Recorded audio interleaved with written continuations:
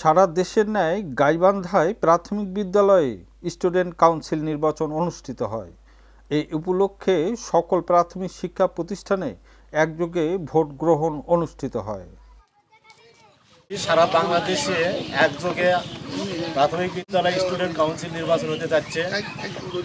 সেই উপলক্ষে আমার বিদ্যালয়ে স্টুডেন্ট কাউন্সিল নির্বাচন হতে যাচ্ছে।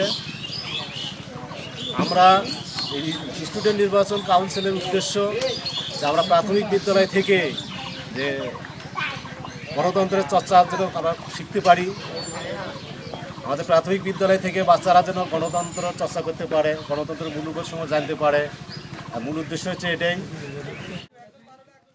গাইবান্ধা সদর উপজেলার 212টি প্রাথমিক বিদ্যালয়ে স্টুডেন্ট কাউন্সিলের 60টি পদে নির্বাচন অনুষ্ঠিত হয়। পদগুলো হচ্ছে ক্রীড়া ও সাংস্কৃতিক, আপ্যায়ন বিষয়ক, পরিবেশ বিষয়ক, পরিষ্কার পরিচ্ছন্নতা, আভ্যন্তরীণ উন্নয়ন, স্বাস্থ্য ও পানি সম্পদ বিষয়ক।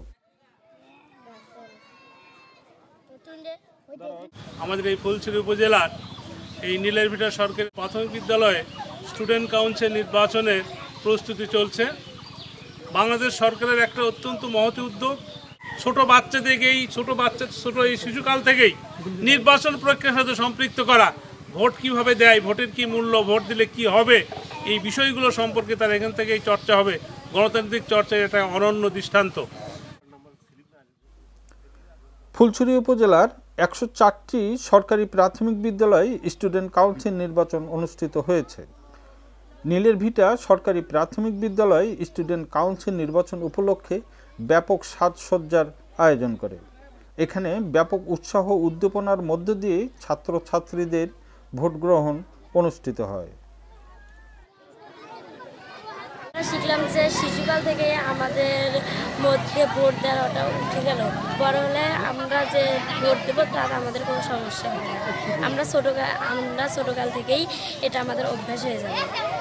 অনেক ভালো লাগছে। বিদ্যালয়ের 3য় থেকে 5ম শ্রেণীতে অধ্যয়নরত ছাত্রছাত্রীরাই ভোটদানের সুযোগ পায়। নির্বাচন পরিচালনার জন্য তাদের মধ্য থেকেই নির্বাচন কমিশনার, প্রিজাইডিং ও পুলিং অফিসার মনোনীত করা হয়। নিরাপত্তার দায়িত্বেও ছিল বিদ্যালয়ের ছাত্রছাত্রীরা।